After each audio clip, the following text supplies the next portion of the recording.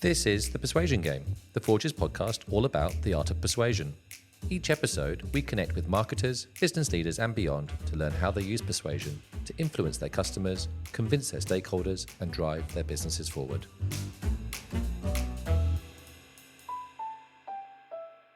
Hi Laura, how are you? I'm very good. Welcome back to the podcast. Yeah, very, very glad to be back. It's our first one recording together in 2025. Under the grey skies of London, yeah. Yeah. And New Year's resolutions, Laura, do you still have any going, or have they all finished now? Very much work in progress, TBD. I started on the Peloton with enormous enthusiasm. You got a Peloton? Including 40 minutes trying to clip myself in. That's probably the longest session I've done is clipping in. So thoughts and prayers for me in February. Oh, that's brilliant. Did you video this by any chance? Yes. There's nothing I'd like better than an audience for this humiliation. I haven't got any New Year's resolutions, but as perfect already. Yeah, as paternity leave is approaching, I've got some paternity leave resolutions. So this time around, as my second, I'm not just going to sit on the wine. There you go. Sit on the sofa drinking wine for the entire experience. I'm going to try and be a sober second-time dad for the duration of paternity leave. We'll see how that goes. Well, how timely, because a lot of people this month, alongside the inevitable regret and depression of overindulgence at Christmas, are exploring non-alcoholic offerings. But this time we've got someone rather different and a proposition that's rather different to talk about. We're really lucky to be talking to a founder of a non-alc spirit, but who is really looking to reframe the category. So rather than that kind of slightly, it's not as bad as you think, it tastes almost like gin type space, someone who's really going into the world of abundance and joy and sensory exploration that, frankly, we normally associate with premium spirits. Absolutely, yeah. We're sat here today with a bottle of Botivo on our desks, which we've cracked open in anticipation of this call. And just looking at it, it's you can see it's doing something completely different. It's got a wax top. It's bright. It's colourful. It's exciting. And only at the very bottom of it, in very small letters, does it say non-alcoholic. I think it's a testament to how good its branding is that I felt a little bit naughty having it at 11 a.m. That's true. Me too. I think that is pure gold. So yeah, let's get into it.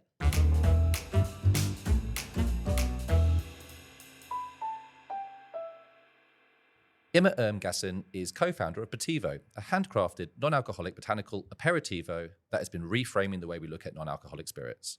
With a background in brand building and consumer understanding, Imme brings a unique perspective to the world of non-alc drinks. Imme's journey with Botivo began by chance when she discovered the drink at a friend's gathering.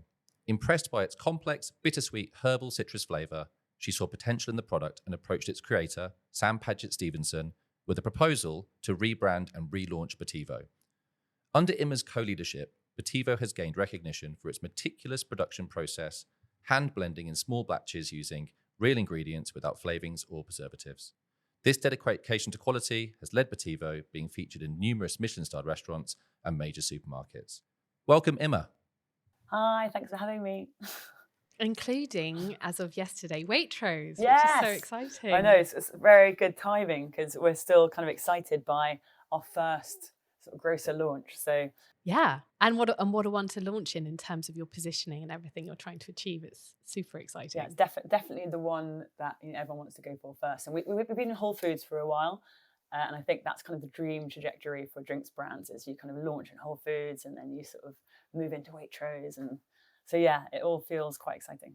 But it's a world which is quite competitive, right? So we were having a conversation before this podcast began about how many competitors there are, not just in the non-alc space, but also in sort of similar sort of crafted drinks. But you're trying really hard to push on a unique perspective with Botivo. Can we talk a little bit about that?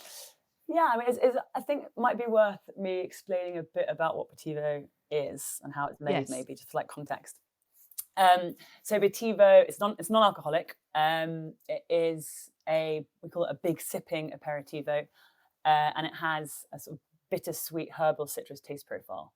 And actually, what the product is we're trying to kind of create craft in a category where craft doesn't really exist. Like craft exists in alcoholic spirits, but when it comes to non-alcoholic spirits, they're all made in sort of fragrance houses or, outsourced, and we're trying to kind of bring the maker and the craft back into the category. So the product itself is made in Hertfordshire on Lanwick Farm by my co-founder Sam, and it takes over a year to make. It's the only product, I think, in its category which has no flavorings, essences, or preservatives, and we use only real ingredients. So it's actually an aged apple cider vinegar base, because apple cider vinegar is an amazing carrier of flavour.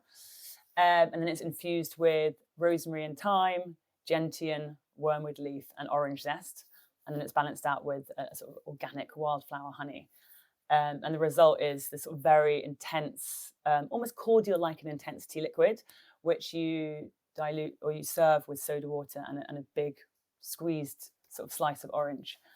And then people also drink it with tonic. And something I'll talk about a bit later is, 1 in 4 of our customers also actually drink it with alcohol, because it's a really intense liquid. So it kind of is super versatile and feels quite different in that sense.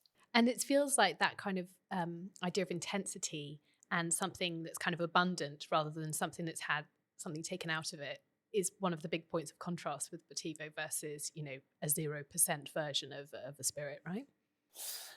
Exactly. So I guess this was the product. I always believe that, brands need to ladder up from the product itself. They have to be connected, right? So if you're a really, punchy, powerful flavor, you have to have a really punchy, powerful brand, and sort of vice versa. You can't authentically have a really loud and brash brand if you're a really weak, thin taste. So they're kind of always connected. And I think the kind of key thing that from the beginning when we launched Botivo was that we are not a moderation brand. We're a pleasure brand, and that feels really different to your point. I think, in particular at the time when we launched a couple of years ago, the sort of dominant discourse in the category was very much around moderation and like drink for tomorrow, or like what to drink when you're not drinking. And actually, we've come into it from a very different angle, which is this is not a drink to be drinking when you're not drinking. This is a drink to drink just because it's really delicious. And I think, for me, that came from quite a personal, probably place, because I'm a big drinker of alcohol and I'm no way I'm a moderator. And I stumbled upon the liquid and tasted it and just got obsessed with it. And for me, that was so unexpected, because to this day, I'm not someone that engages with the category. But the product was so different that it talked to me as someone who was coming at it from a very different angle. So we positioned it, in that space, because it felt like it was rubbing up with a bit of attention in the category. And also because the product is so different and not a mimic, it almost deserved like a different emotional space. I love what you said there about the dynamic of non-alc spirits tending to be like your reward comes after you've drunk it. Yeah, exactly. I think that's so true. Like that so often you're like, well, I won't regret this, which is not a hugely joyful place to come into it, right? And you tend to come in because you want some joy. Exactly. And like, as you guys and me, like with a background in sort of understanding consumer needs, like for me, the idea of I'm drinking drinks, I'm eating delicious food because they're delicious, and I want to feel them delicious, want them to be delicious now. And I think when non-alcoholic drinks brands promise consumers moderation, that's a wasted opportunity, because consumers are already moderating if they're engaging with the category. So you need to come in with a different need state. You need to promise them something new in that moment. And for us, that's pleasure and sort of magic. Because if you're just saying moderate again, I kind of feel like they're already doing that. So you're losing them emotionally. I'd love to just talk a little bit more about your background in branding and how it sort of brought you to kind of relaunch and reposition Botivo and to the product that we have today. I mean, it's clear that the positioning sort of sets it apart from the kind of rest of the category. What are some of the executional points that you sort of landed upon in that rebrand that help it stand out? I think with any rebrand, right, there's different stages. You sort of have to think about sort of where you came from, what makes you different. You have to think about kind of where culture's heading. You have to think about your consumer. You have to think about your product. There's so many different ways to think about. And I think there's so many stories around Botivo that in a way, like the positioning almost sort of wrote itself. So I think an interesting place to start is probably talking a bit about how the idea came about, because I think the product itself was born from hedonism, which is a very kind of different world to be born from compared to other non-alcoholic spirits. So Sam, my co-founder, has another business called Rum Runner, and they create the drinks for sort of really high net worth private clients. So he was handpicked to do the drinks for the royal wedding. He did like Calvin Harris's wedding. He did Kate Moss. Like these quite wild parties. And Botivo was actually created initially to serve at those events because people wanted something that had no flavorings, no preservatives, was really, delicious and natural and amazing. And he served it for these events, made it for those events. And people kept coming up and saying, where do I buy this? It's delicious. He bottled it, and that's when I tasted it. But it launched in a sort of wine bottle. It's quite serious, and I rebranded it after I tasted it. But for me, that was a really interesting start point for a brand and brand positioning, because if you look at everyone else in the category and their kind of founder stories or their sort of how they came about, it's stuff like, I was sober, so I realized there was nothing delicious out there. Or it's, I was pregnant and I had nothing to drink, And actually, the Botivo founder story was... Because I was boozing. Yeah. This was basically this was born out of hedonism and hedonistic parties. And actually, this isn't for people that don't drink. Like 95% of our consumers drink alcohol as well, So it was born from a very different place. So I think that was a sort of great place to start from the brand positioning point of view. And then the second part was that Sam, my co-founder, was really trying to bring this artisanal makerness, I don't know if that's a word, into the category, because he's an artisan, right? And so the product itself, is made in this extremely time-consuming and craft way, which doesn't exist in the category. So that was the second part of the brand positioning, right? And I think that's super interesting, because that for me is a big tension, the kind of hedonism and sort of brashness of a party, but then like the meticulousness and the expertise of an artisan who makes it, and that true craft process and real ingredients. And that was where the positioning came from, was that tension between sort of pleasure and sort of craft and artisanness. And I think at the time, and actually still now, the category was divided into kind of three key sections. One was sort of flavored fun, which was sort of, fun and playfulness, but it was like manufactured and sort of flavored, almost like soft drinks in a way. Or it was, mimic drinks, which were manufactured and sort of copying what else was going out there. Or it was health drinks, so things that were kind of crafty, but they were very serious and kind of worthy in their tonality. And the big white space was that fourth quadrant, which was something that's super playful and pleasurable, but also super craft and like with real ingredients and like meticulous in the way it's made. And that's where Botivo sits. And it still feels like a sort of very wide open space. And you've said that kind of manifests in like every element of the brand. And one thing that seems to really stand out, as anyone looking at this on YouTube would see, is the visual kind of appeal of that, and how every kind of element, as you say, it's definitely not a wine bottle look anymore. Can you speak a little bit about how that kind of multi-sensory experience, what you're trying to create with all of those visual and sensory cues? Yeah, so our brand positioning is what we call ourselves artisanal hedonists, basically, like internally. And so the whole brand was built around this idea of the vibe of a pleasure seeker, but also the cues, almost semiotically, of like an artisan and a sort of craft maker who sort of makes things with their hands. So there's a few things, there's characters on the label, and there's actually 24 characters. There's only, I think, 9 or something on the label. But there's this amazing artist called Rosalina Bokova, who I know very well and who I've admired her work for ages. And she basically creates these like incredible banquet scenes in her art. And these banquet scenes, the kind of scenes where when you look at them, you just think, God, I wish I was at that party. And I think that for me is always something which I was sort of drawn to. And I kind of wanted people to feel that way about our brand. I wanted them to be like invited into this world, which was kind of wild and hedonistic, which felt at odds with a non-alcoholic brand. So that was kind of the first thing. But then also, obviously, the hand-drawnness and the illustration added the artisanal element to that. So it felt like a really good fit. And I guess the second thing was just, how do you make the whole experience from like, the website, like and how you order it and the images on there, through to the unboxing experience when it arrives, through to the unraveling of the wax when you make the drink and cut the orange as part of the ritual. And it was about really thinking about how do you make every single touch point of that journey feel like really magical and really pleasurable and really considered, like this is something quite sort of magical that's unfolding before you serve it. And for me, that's kind of really sort of what it was all about, is like, how do you make this feel like a moment that is demarcated from the rest of your day in the way that alcoholic drinks do. Yeah, because I love what you're describing there, because essentially what you're looking at is a more modern version of wine o'clock. Yeah. Like in terms of, that sort of real like Huns version of like, oh, you can have your Chardonnay now, but actually kind of taking that into a much more fresh, interesting space that everyone's included in, and it feels much more modern and much more sort of based on the experience rather than just, now I'm going to have the alcohol content as the reward. It's like, it's the whole sensory experience.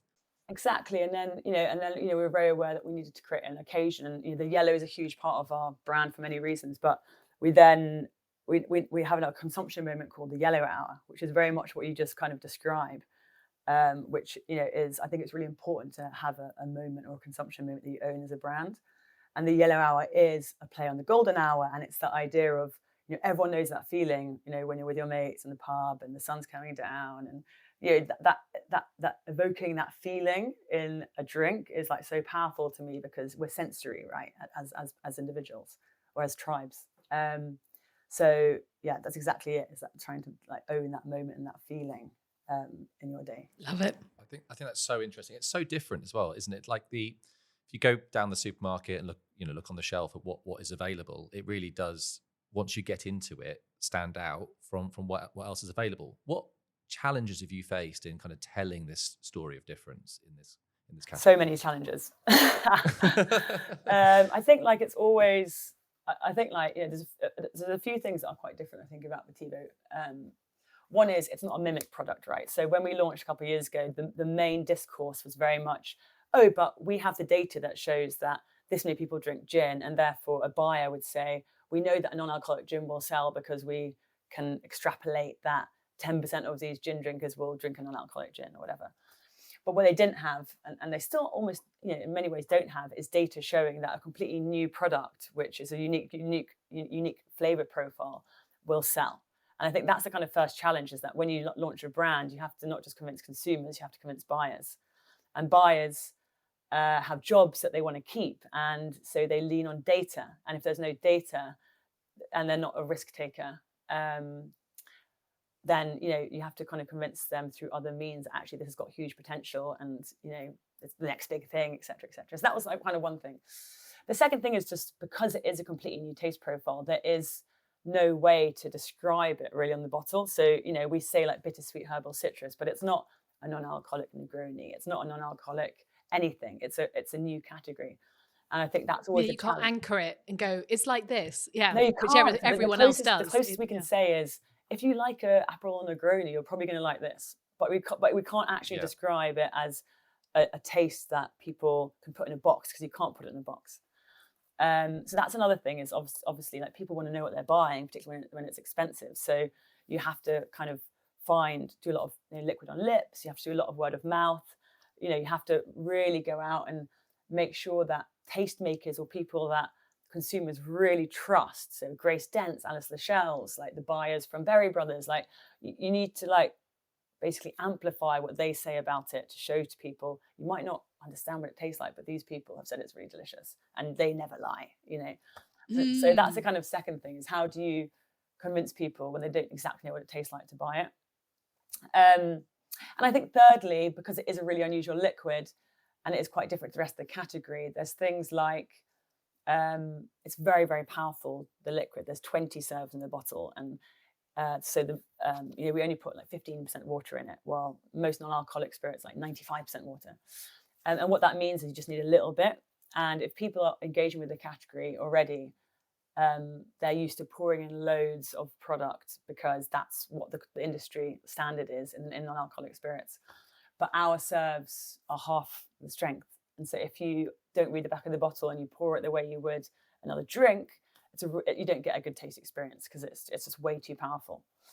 So I think the main challenges are how do you do something really different with consumers, but also know that they're just going to behave the way they do with the rest of the categories. You have to educate them at every single point, like, no, don't over pour it, and like, no, like this, it doesn't taste like that, this tastes completely unique. Or actually you can drink it with booze because it's really powerful, even though that's not something you do with other non-alcoholic drinks.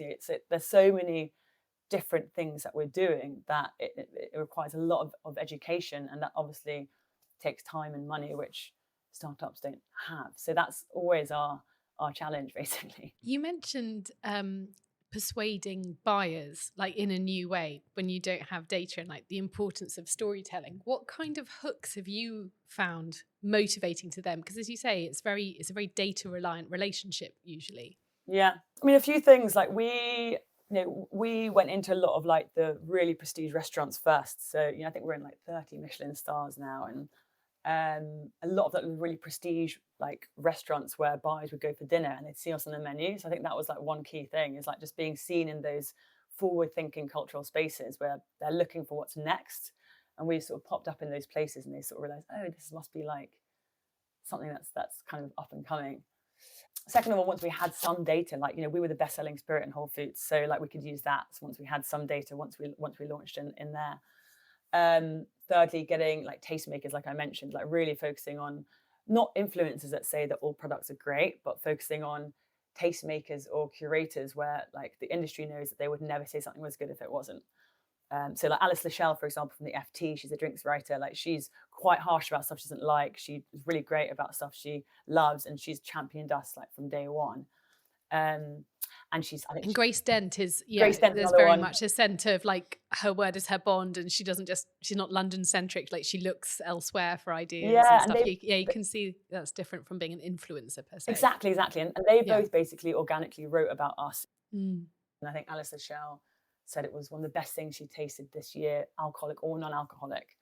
And so those are obviously amazing quotes that we then took and put into our decks, but also shared with consumers on our website and on ads. And then other things around buyers was, just getting like doing really fun things at events where they were there. So, we went like the London Craft Beer Festival, we were at Taste, and we brought, we built a giant yellow piano that's a sampling bar, which is the same piano that's on our label, and had like performances where people could play the piano and had bands while we gave out samples. And actually a lot of buyers were at those events and were like, wow, this is like quite a different way to activate, and this brand has like a sort of energy around it. So it was trying to get their attention in different ways that weren't just sort of data driven. One of the things I really love about Botivo and you on LinkedIn is that you're as willing to acknowledge the things that have gone well in those kind of things as you are the things that have not gone so well. And obviously the big yellow piano is a great way to grab attention. And I think at one point you said like we tried it with one retailer and nothing happened, and it's kind of a big splash. Yeah. And obviously now it's all come good, and the chickens have come home to roost, and that's wonderful. But is there something about putting yourself out there that is part of your brand DNA, or is it just something you're like, I have to do that as a startup, and sort of owning those things that didn't work? It sort of feels like it adds to your authenticity in a way as a brand. I think like my friends like rinse me so hard about my like LinkedIn persona. They're always like, can we talk about your LinkedIn persona, please? Like, so embarrassing. And it's one of those things where like when you start out as a founder, you sort of see everyone talking on LinkedIn and you just think, oh God, they look like such a wanker. And then you become a founder, and then you basically become that person. And there's lots of sort of reasons for it. It's like, it's a really great way for investors to discover you. It's like actually a free way to tell people about your brand. But I think before I became a founder, I think what annoyed me the most about it was just lots of like pinch me moments, or like hero like achievement 10 things. Unlocked. Yeah, like really kind of humble brags and things, which obviously we all do. But I think what I tried to do is just to be a bit more authentic on there, because I think it cuts through the noise a lot more. So talking about the yellow piano thing you're talking about was actually quite lols, because we took like the big yellow piano for like a day around like 12 Majestics, and like brought a singer to serenade them, and made a video of Sam and myself, my co-founder, with like a Love Actually signs being like, please buyers, like pay attention to us. It was actually like incredibly embarrassing. And we sent it out to the buyers expecting, them to be wowed. And we got absolutely no response. We got like ghosted. Oh God. And so we were like, okay, cool. Well, that was a waste of money and also like really cringe. But anyway, so then when we did launch in Majestic, last month, I sort of reposted it as a sort of, you can get knocked down, but actually we are now stocked there, and it was quite embarrassing. And that was kind of just to say to other founders, like, don't worry about it, because it is quite a depressing, disheartening world, the world of startups. You get a lot of kicks. So sort of just trying to make other people realize that, like, I was pretty embarrassed, but it was, you have to laugh at it. And then the other thing was just, I do talk a bit about, other struggles of being a founder, because I know lots of people like suffering from like mental health issues who are founders, for example. And I just think LinkedIn is quite an unhealthy place for people, because they don't see both sides of it. And I think you have a responsibility as a founder to also talk a little bit about like the lows as well as the highs, to everyone, to the community. So I have spoken about grief. I've spoken about how hard it's being working mum. I've spoken about, how you become really boring when you're a founder, because your mates don't want to hear about your boring business the whole time. And I think, people do respond to it. And that really is from a place of like, I want to read more of that. Because I have low days. You're carving out your own space again in that persona, as much as your friends might not be supportive of that journey. Because what I've kind of observed is there are different tribes, certainly from founders and also from a sort of working parents point of view. There's people like me that just never mention it, and it's almost like part of the conspiracy of silence, like everything's fine, don't look over here, definitely don't have a sick child in the background.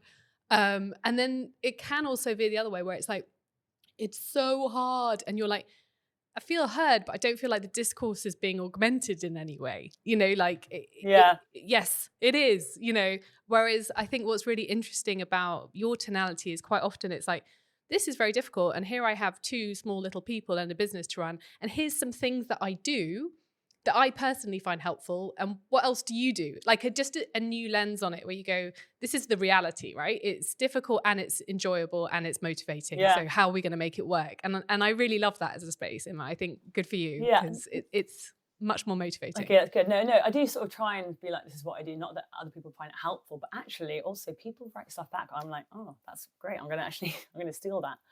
So it's one of those things, but it sort of starts off with you sort of just trying to be honest, and then actually you get quite a few tips from the top.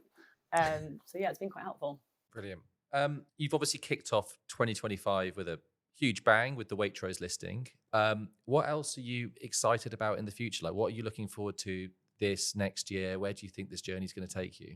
Yeah, we've got so many exciting sort of launches and things in the pipeline, which obviously I can't share. But I think actually one of the things that is just sold out over the weekend, which I was really excited about, and it's the second of many, was we did, I don't know if you saw, a limited edition with Berry Brothers. And we did 600 bottles. Is that the 3-year aged Botivo? Exactly. Yes. So we actually 3 years ago, so Sam, my co-founder, 3 years ago, put British apple cider vinegar into Islay whiskey barrels, and it's been sitting in these Islay whiskey barrels for 3 years, and it's taken on all like the woody flavors of the barrels.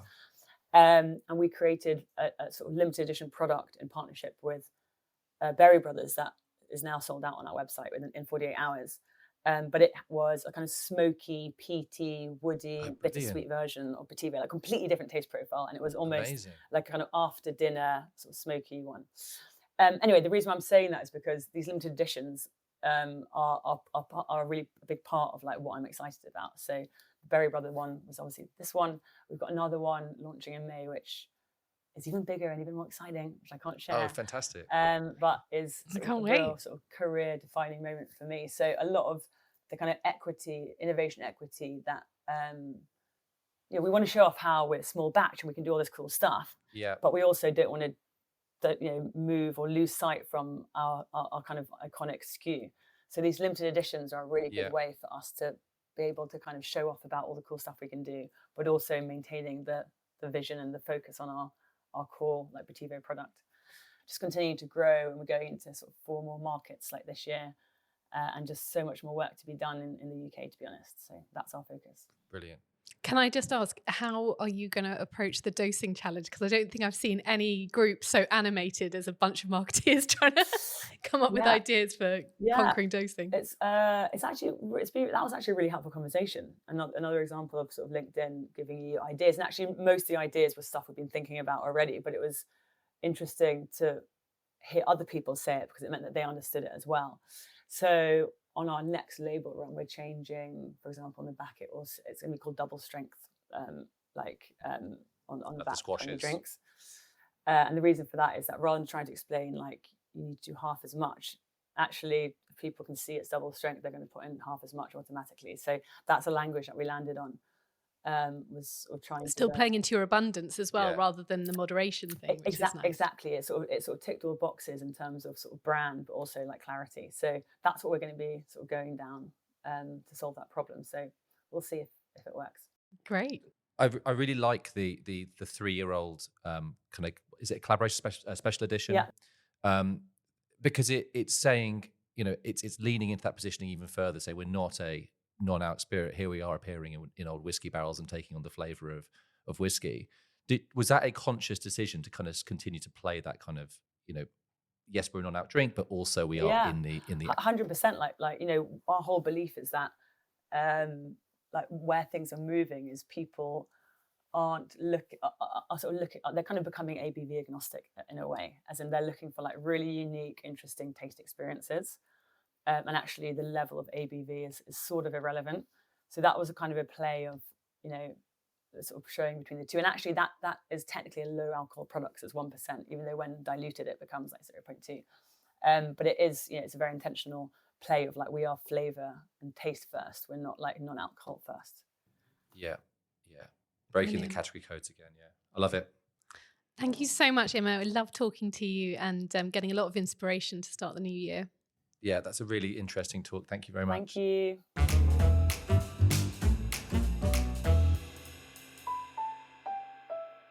Well, what a way to brighten up a January. Some really inspiring ideas and stories there. Yeah, and you can really see Imme's personality coming through in this product, right? What a fantastic person to be speaking to today. Building on that point, I think one of the biggest strengths, and we talked about it a little bit in our intro, but we really heard it from her as well, is she mentioned, well, obviously you have to start with your product and your brand strengths and kind of mutually build on those. And it was funny because she said, and obviously you do. And then I thought, yeah, obviously you do. But how many brands can honestly say they do that? You know, and it gets harder the bigger you get, I think, as a brand. You can get further and further away from what is my actual product. And it's not to say you have to be totally functional in your stories, but it's like, how do you deliver like a holistic experience that really, where, you know, the product is as integral as the ad or the packaging or the kind of occasion that you set out in creating that experience. And I loved that she was just so completely integrated in that thinking. And I think it really stands out in the product. Yeah, I totally agree. I mean, we're looking here at the bottle. You know, the fact that it is effectively a picture of a massive party, and the fact that it started at weddings and then was bottled up because so many people asked about how much they like that. Yeah, a great founder story that has kind of led straight through into the product that you see on shelf today. Yeah, really what good. stood out for you? I really liked what she had to say about interesting and kind of communicating to buyers, because you know, so often you think about consumers in all of this. You think about what consumers going to want, and we do our consumer research. But actually, I think they had a really interesting take on how to get the attention of and convince buyers. So yeah, because you're never going to reach the consumers unless you persuade the buyers first. Yeah. Exactly. And so all of that kind of work around the, you know, tastemakers, the real tastemakers, not just the influencers. So Grace Dent and getting, you know, the stuff that they've said amplified, all the way through to kind of landing it in Michelin star restaurants. You know, it all kind of ladders up to this kind of idea that this is doing something slightly different, and it's setting a new trend.